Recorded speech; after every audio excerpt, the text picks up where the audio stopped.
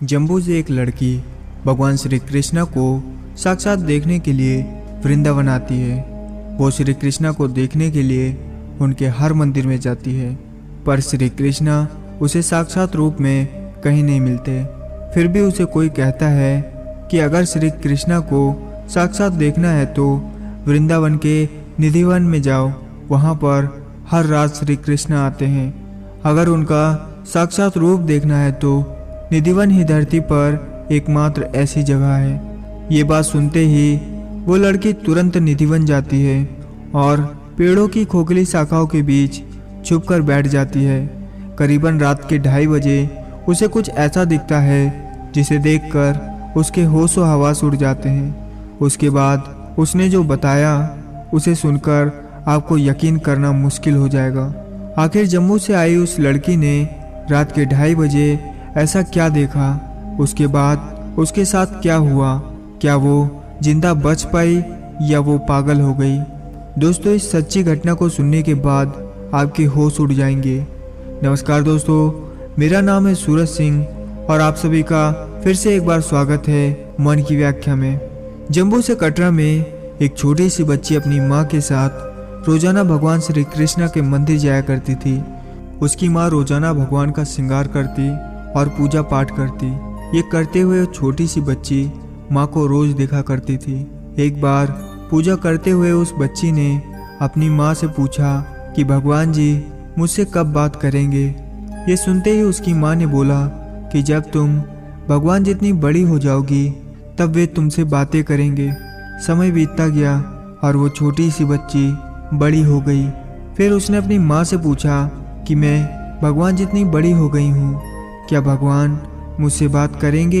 ये सुनते ही उसकी माँ ने ये सब बात टालने के लिए कहा कि भगवान जी ऐसे ही नहीं मिलते हैं, उसके लिए तुम्हें कठिन साधना करनी होगी। पानी में गले तक खड़े होकर भगवान का नाम जपना पड़ेगा।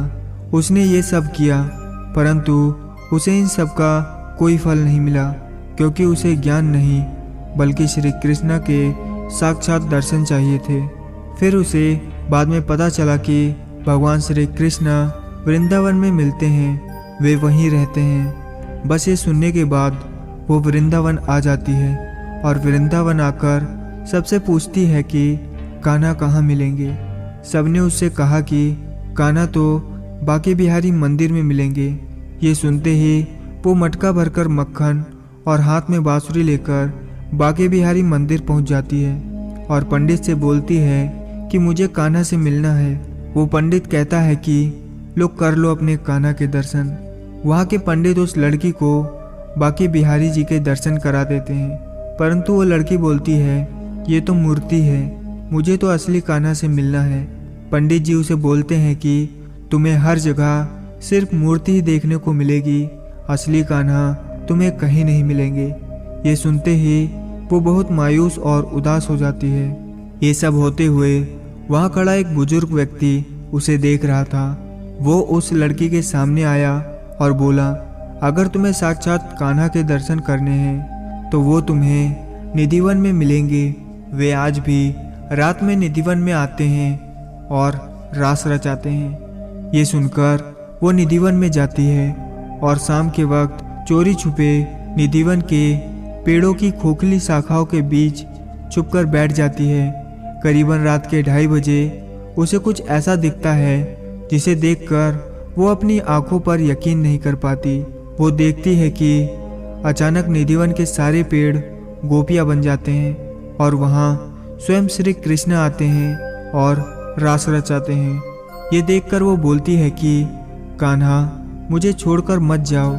फिर श्री कृष्ण उससे कहते हैं कि मैं तो हमेशा ही तुम्हारे साथ था, मैं कभी तुमसे अलग हुआ ही नहीं, मैं हमेशा ही तुम्हारे दिल में मौजूद था। ये सुनते ही वो लड़की बोलती है कि कहाँ हो मेरे दिल में, मुझे अभी दिखाओ।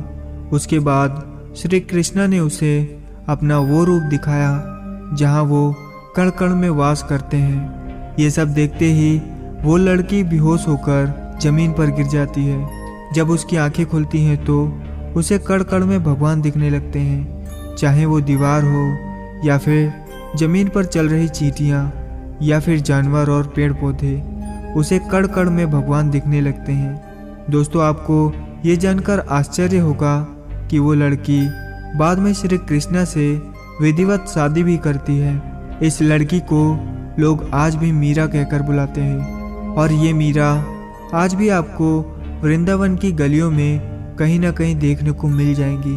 तो दोस्तों, ये वीडियो आपको कैसी लगी आप हमें कमेंट में ज़रूर से बताना, और वीडियो पसंद आई हो तो इसे लाइक शेयर भी ज़रूर से कर देना। मिलते हैं किसी और नई वीडियो में, तब तक के लिए अपना ख्याल रखें।